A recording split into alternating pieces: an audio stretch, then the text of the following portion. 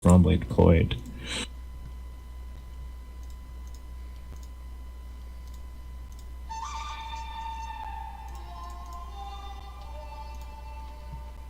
I told these guys that we were going to be making a match, so that hopefully they didn't start without us. I told these guys that we were going to be making a match, so that hopefully they didn't start without us. Is there somebody else in this channel? I told these guys that we were going to be making a match, so that hopefully they didn't start without us. If it's not a technical difficulty for the stream tonight, people, yeah, so just bear with us here.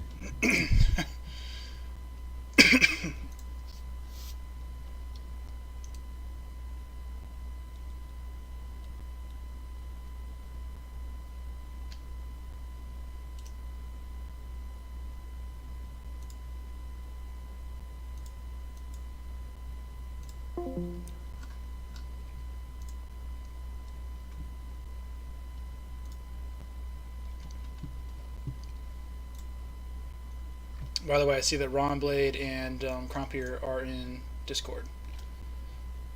Yeah, I saw that. Yeah, so maybe we can get an interview after everything's done. Sounds good. Yeah, I think it'd be interesting to see maybe if we can get the BPS, if I can remember what their team name is. I'd probably have it on the list here.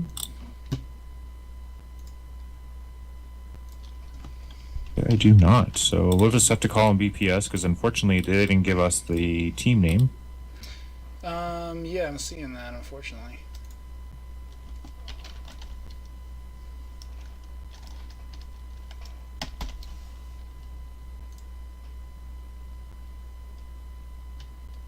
Wait, here it is. Black Plasma Studios. Can you say that again, please? I didn't quite catch it. Black Plasma Studios. Black Plasma Studios. That's a nice name for a unit. Yep, and by the way, Mirasame and Nerflamer just got into Discord. They're each in voice channels now. Okay, so perfect. Everybody's here. I'm going to see if I can grab invites here.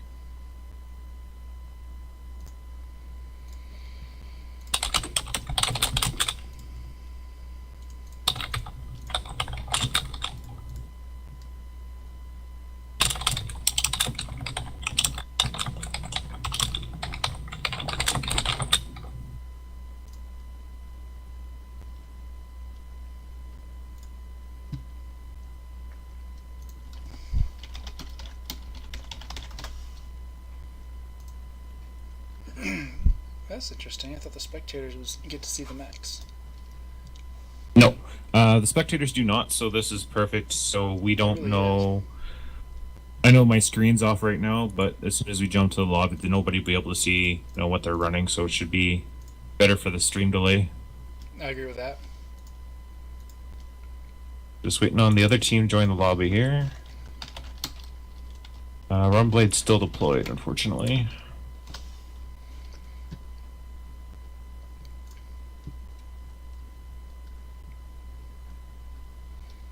See if I can send a friend request to come here. Get him.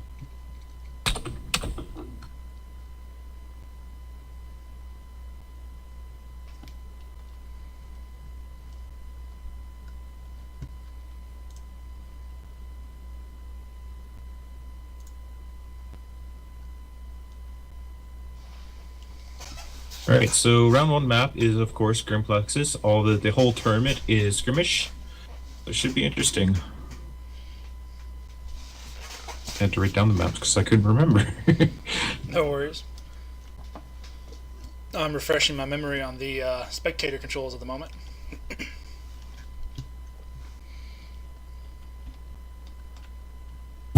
There's one.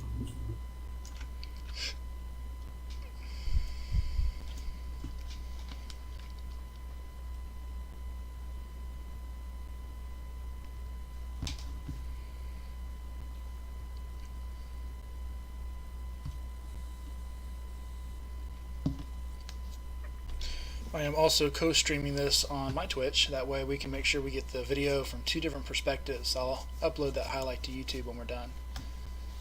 Okay, and feel free to shout out your Twitch. Not everybody knows it, so Nightmare JK. I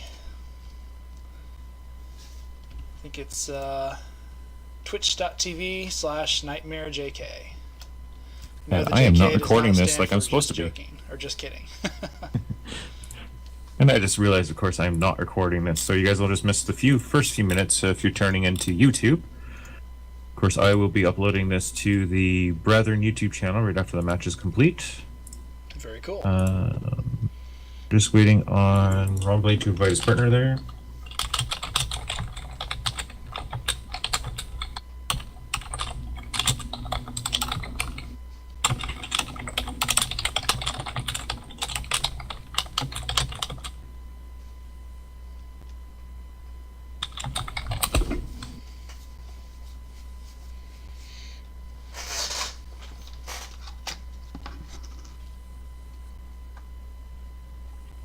Alright guys, so we're just waiting for the last Mech Warrior to join the channel, and then we should be rolling out for the first match.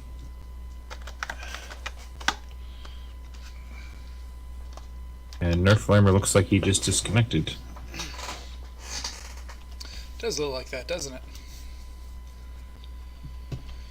Let me set a little background music here. Unfortunately, to put this on YouTube, you can't really have anything because they'll fortunately tell you to mute the music or whatever, so I'm just not going to run music on mine. Yeah, you got to use public domain, which is what I've got right now. If it's not public domain, they can mute it or restrict it or whatever. I learned that the hard way. I was playing with Garth Brooks' song in the background a few matches, actually a couple years ago, when I first started streaming and all that. And then I got a whole bunch of notices telling me my video's been taken down. It was kind of a tough lesson.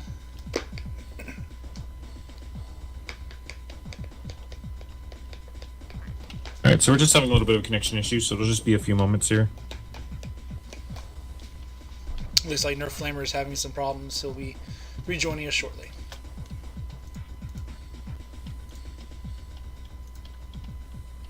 Hello, Liz Dance. Welcome to the stream. Alright.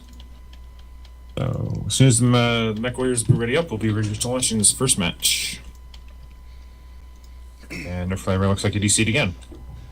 For those that are tuning into my stream, you can also view this on the Brethren MWO. That's twitch.tv, the Brethren MWO.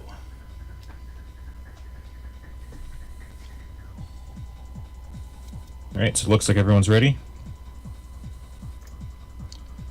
Looks like that way to me.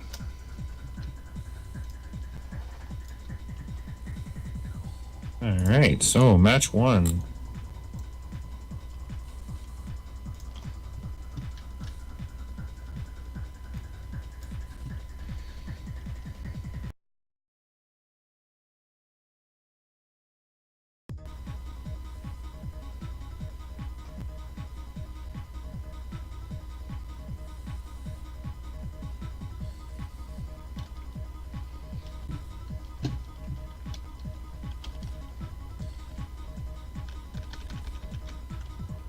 Alrighty here, so we're in the game here. Need to adjust my sensitivity. I forgot how sensitive the camera is. There we go. Alright, so the red team, which should be Black Plasma Studios, are spawning in the top right position. Of course, they are bringing a... my brain has just left. An Evan Jag and a... oh, Nightmare, what's the name of that Mac? It's left me for a moment. Stormcrow. Thank you, that's the one. You're quite welcome. And you want to do the blue team? I certainly can. Blue team has a bushwhacker and a catapult. Right. So this is, of course, 2v2. See what both teams... There's actually a nice mix of sizes in this match here. Yeah, there is. And one thing I noticed is Team 1 has actually painted their mechs to match the Grimplexus landscape. That's an interesting tactical decision. Or strategic decision, I should say. See if I can get a good look good too. view on them. Alright. So it looks like it is gonna... They're both heading towards each other, which is gonna be perfect for the spectators, so this match won't go on very long. Who's going to see each other first? Oh, unfortunately, that Stormcrow is facing the wrong way.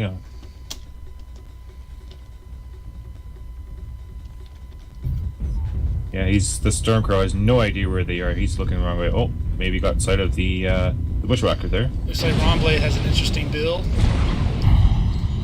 As does Crompier. They're going with Crompier for long range and Ronblade for close range. Alright, we'll see how that works out for them.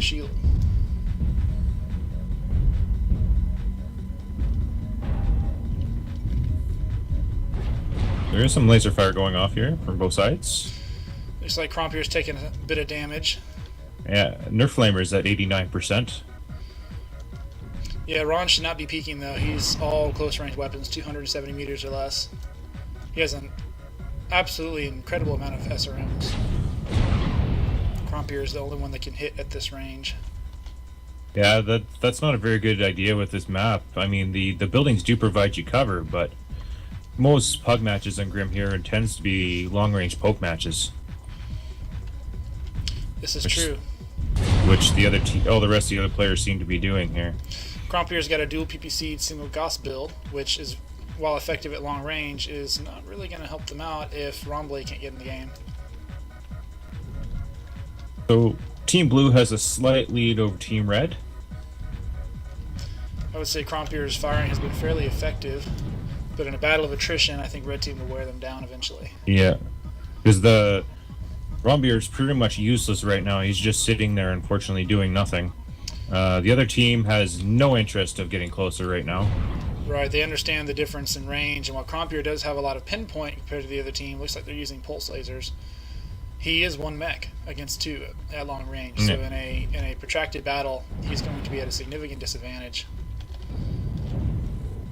Compier's are now at 84%, while the Nerf Flamer is at 80%. Hondia is at 91%. Ronblade's trying to stay in cover so he's not taking a lot of damage. True, but unfortunately he's getting hit now. They've got an angle on him, and he's taking some damage.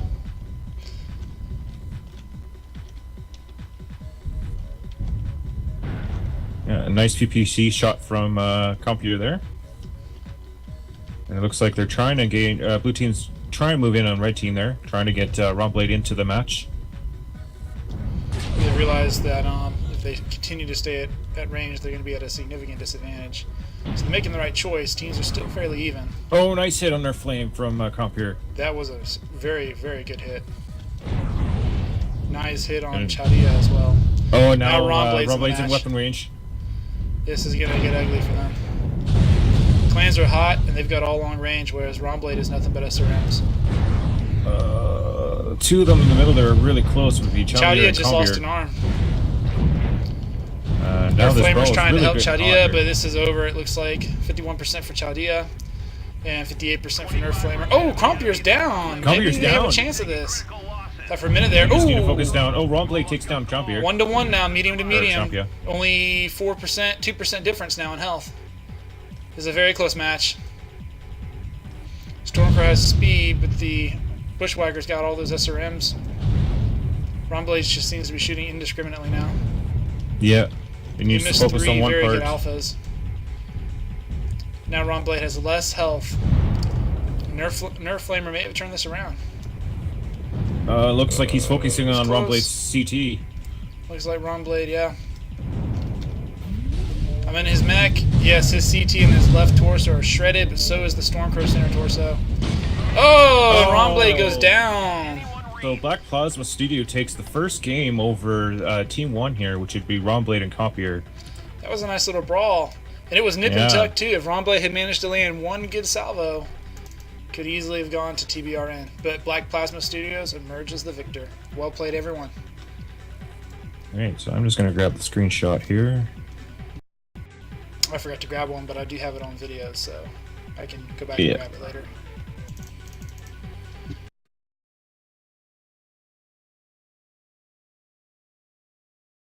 Edit my Twitch function, I forgot. I to talk, which is also your sprint key for the spectator tool. That makes for some awkward videography there, recording. Alright, so match 2 is going to be on Crimson Strait.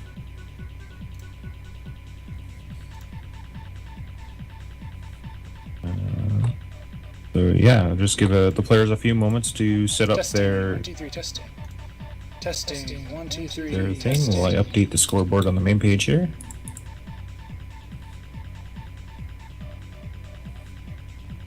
That was a really good brawl. I mean, that could have gone to either team. Can you hear me right now, Viper? No, he can't. Very good. Okay. Hey, Viper, say something real quick. I'm trying to set this voice gate. Oh, apparently he's not.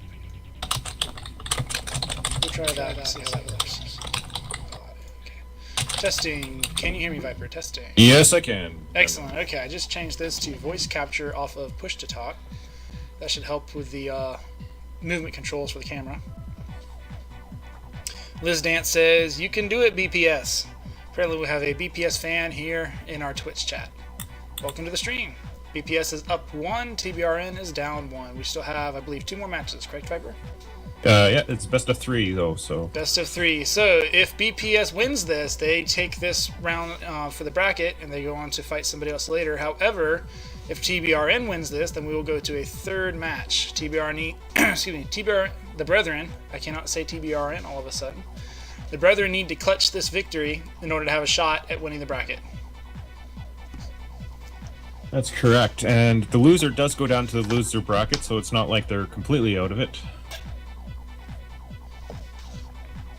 But we all know everybody wants to be in the winner's bracket, right? Yeah.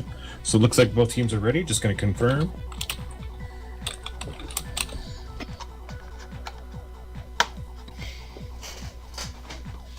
Their tonnage looks very similar. Yeah. Only 5 tons different. Yeah, only 5 times done in there. Trying to remember, Apparently last I can't match talk they about had, let's see, the Eben Jaguar is 65 tons, right? Yes. And so is the Catapult, or is the Catapult 60? No, it's Catapult 65 as well. 65. So they had identical tonnage last round, but now they're 5 tons short for BPS, so they made a mech change. Which is perfectly okay. I mean, there's no rules against mech train. I actually welcomed it during the rules, so. Oh, exactly. I just think that's interesting. So they evaluated their strategy from last match, and they must have done some planning ahead of. And my stream just paused. Now it's resumed. I hate how NVIDIA Shadowplay does that. Anyways, as I was saying, so they must have modified their strategy or done some pre-planning for this specific map. And I wonder what mech we'll see them take. I think the linebacker is a 60 tonner, right? I don't know offhand, to be honest with you. I'm pretty sure it is, so it makes me wonder if they're taking a Stormcrow and linebacker for this map. That would not necessarily be a bad choice. We're going to go say hello to the dropship. Oh, it's coming to meet us. Okay, so I'm watching the blue team come in here. I will grab their mechs as soon as they drop. Looks like I'm spectating red this time. So TBRN is bringing an Assault DDC and a Bushwhacker. Looks like the same Bushwhacker from the match 1.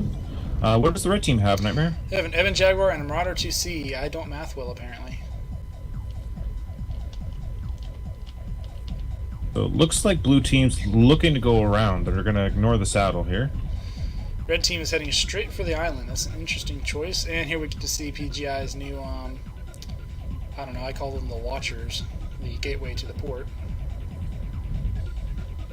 Yeah, so it looks like BPS wants to do the same thing they did last match, so it should be interesting to see how the Brethren team here answers to it.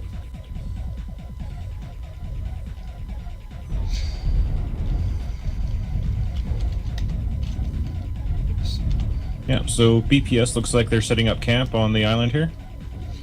You're gonna view BPS. I can follow Team 1 then, if you're gonna follow Team 2. I'm just jumping back and forth here. Okay, so. 10-4. I can do both then. Either way. So yeah, it looks like Team 1 is gonna go down I think that's the Bravo line down through the buildings. Yeah, and it looks like they're trying to make sure they're staying undercover within the building. So I'm wondering if Ron Blaine's brought the same Bushwhackers he did last match.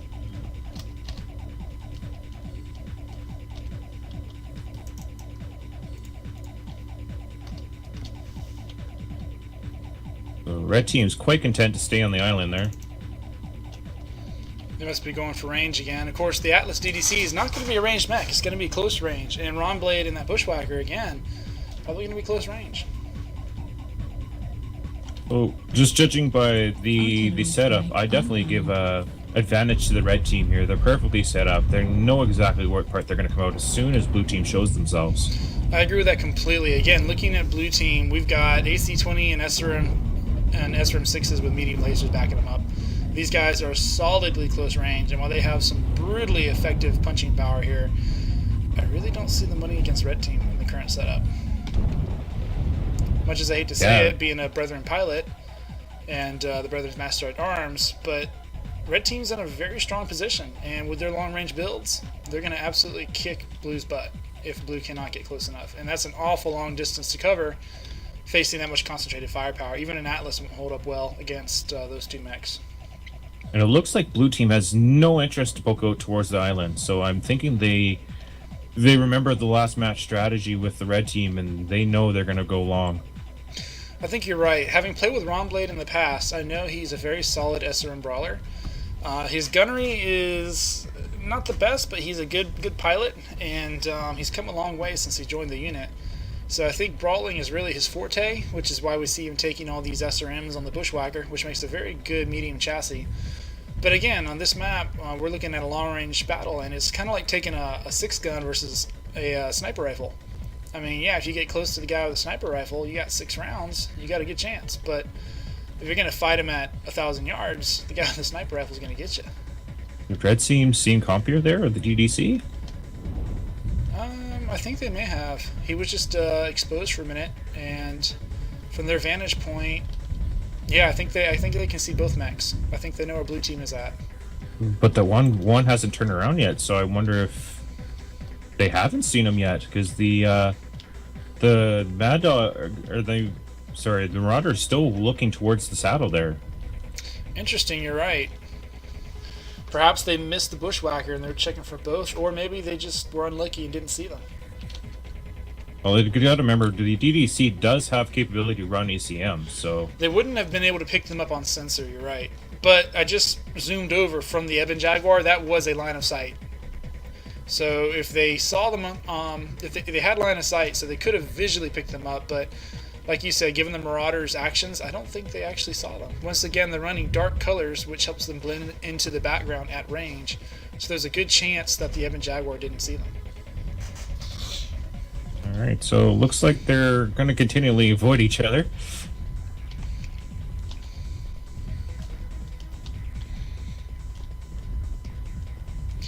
Yeah, blue team seems content to run around the buildings here. It looks like they're going to pass back across red team's line of fire in another moment or two. I think they may have just picked them up at range, though. They walked all the way to the end, almost to the end of the peninsula there, and toward the island, hesitated a moment, and now they're walking back. Making better use of cover this time, using the rock and some other stuff to break the line of sight. But there's still this opening coming up where red team's going to have a chance to see them. The Ebon Jaguar will.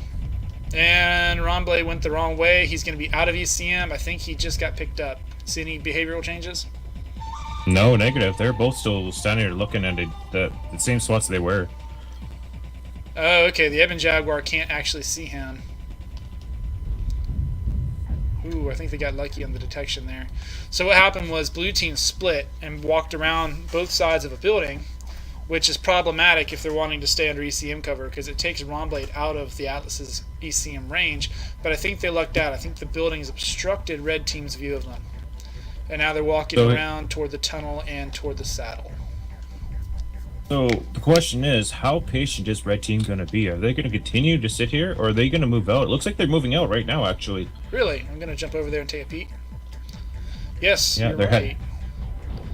This could be a game changer. They have a lot of firepower, and they have a very strong position, but now they've given it up, and they're going in for close range.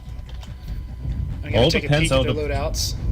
It all depends on how blue team goes over that saddle, if they go over.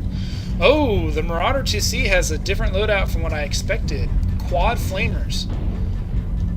Quad flamers? That's unusual. Quad flamers and triple UAC 5. And the Ebon Jag has 4 medium lasers and 2 large pulse. They're not actually extreme range. I actually underestimated their loadouts. I thought they would be running large pulse or ER large or Gauss or something like that, but they are solid energy builds with mid-range to short-range capabilities. This could be a very good brawl, and both teams are heading for the saddle now. Oh, this could be a saddle fight. Nerf Flamer's walking his Marauder up one side of the saddle, and Crompier's walking his his Atlas up the other side. Looks like Nerf Flamer will crest the saddle first.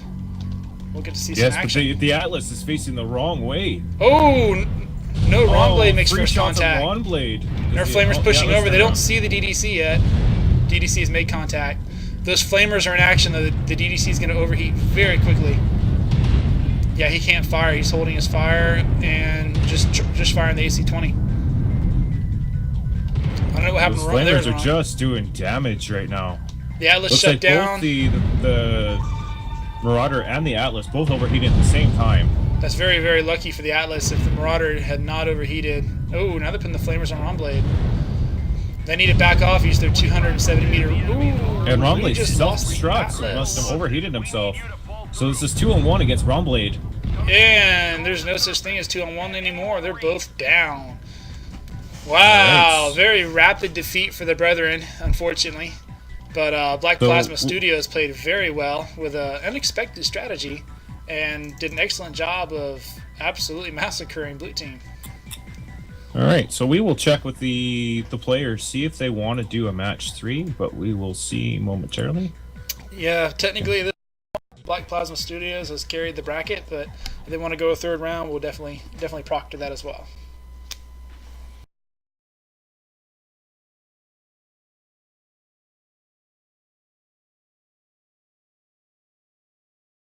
That key code away. Today we have a 1-day premium time code giveaway. Hang on one second before you give away. Let me share the link here. Hang on, let me kill this audio. There we go. Let me share the link here on my stream.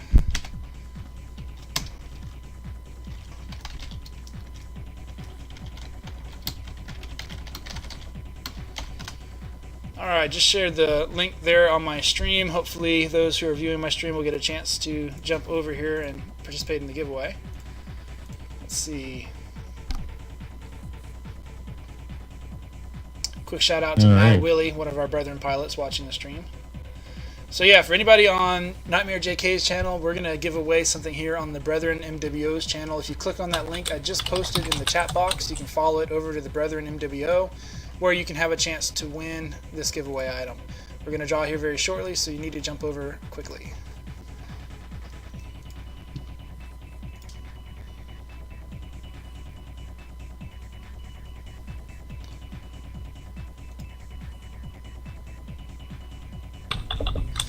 Alright, I think we're probably good, Viper, whenever you want to give it away.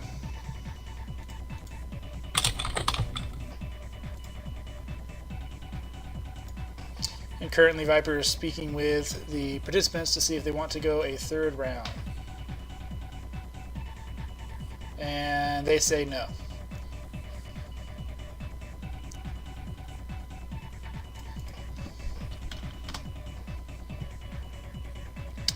Looks like Black Plasma Studios is going to take us up on the interview. Okay, so I will jump on Discord here and pull them in here.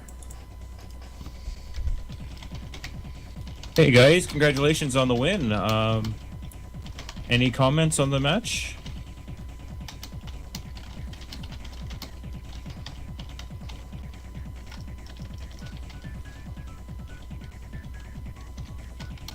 Yes, come here then, Viper.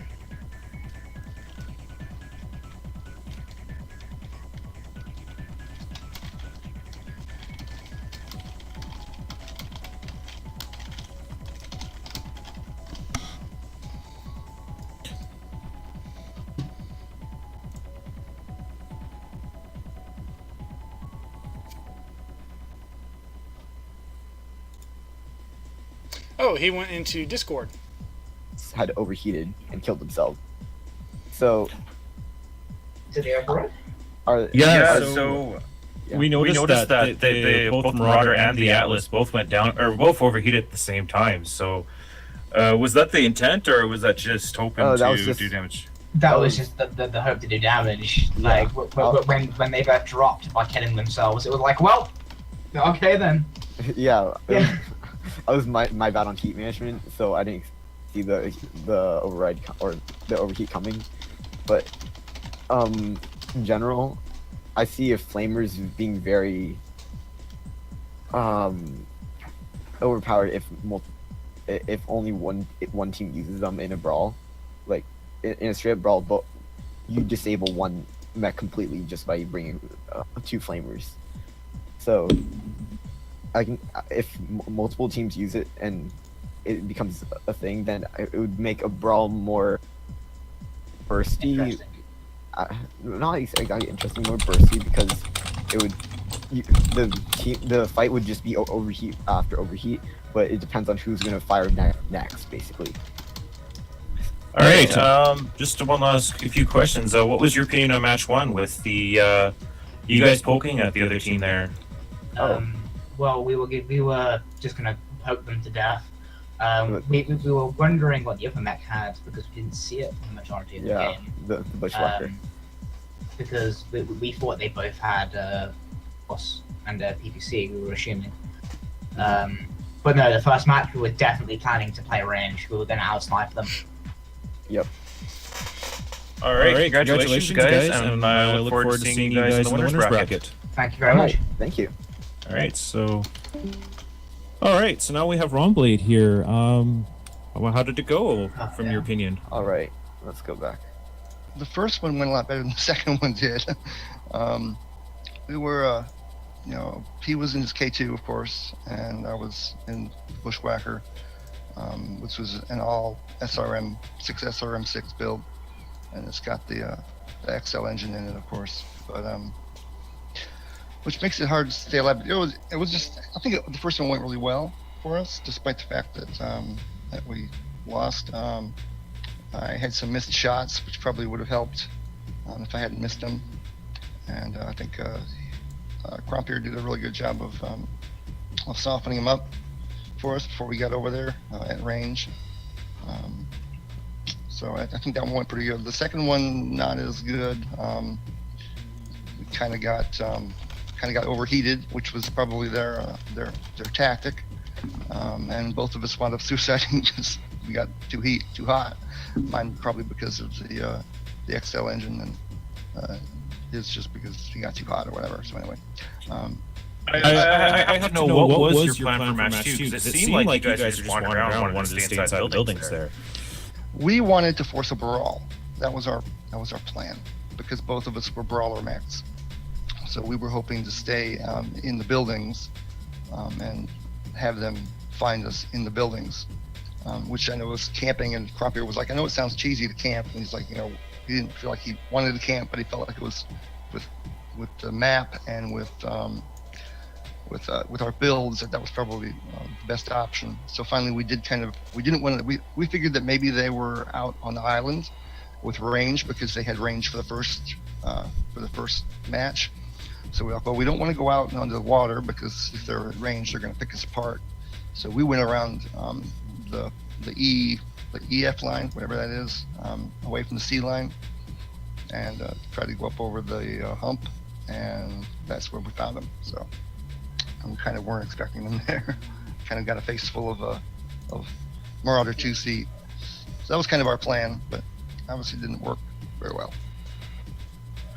All right, so what are your hopefully plans for the loser bracket? I mean, it's a uphill battle for you guys now. Any thoughts, or is that something you guys got to talk over? Yeah, I guess we kind of got to talk that over, find out what we're gonna do. So yeah. All right. Thank you for your time, Romblade. All right. Thanks for All having right. us. We'll see you in a bit. Best of luck Okay. next time, Ron. Thanks. Have a good night. All right, so I got to figure out how to do this giveaway. So just give me a few moments. Sure thing. You want to do a couple plugs for me, please, Mr. Nightmare? Please come back again. I said, do you want to do a couple plugs for me, whether it be the Brethren, your Twitch, or whatever you want to do? Oh, sure, yes. So just a reminder, everybody, we're going to give away something here on the Brethren MWO on Twitch. Again, I'm going to post the link in my stream so that people who are viewing there can also participate. That link is going up now. All right, and then also we're giving away here. What code are we giving away this time, Viper? Which one are you picking?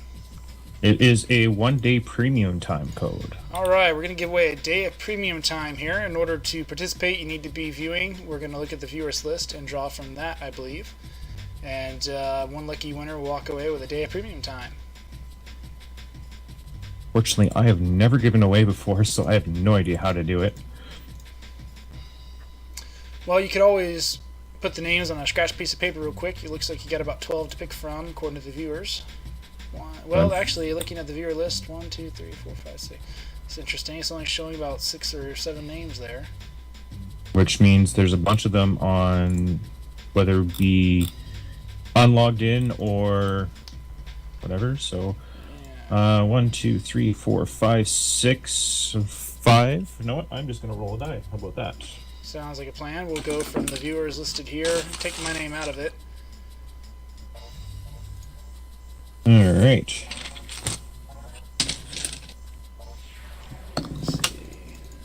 So Dizland Dance is going to win the 1-day giveaway. Congratulations.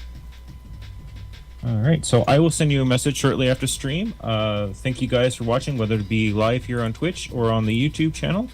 Please give us a subscribe. Go to subscribe to Nightmare's channel. You want to give that plug again?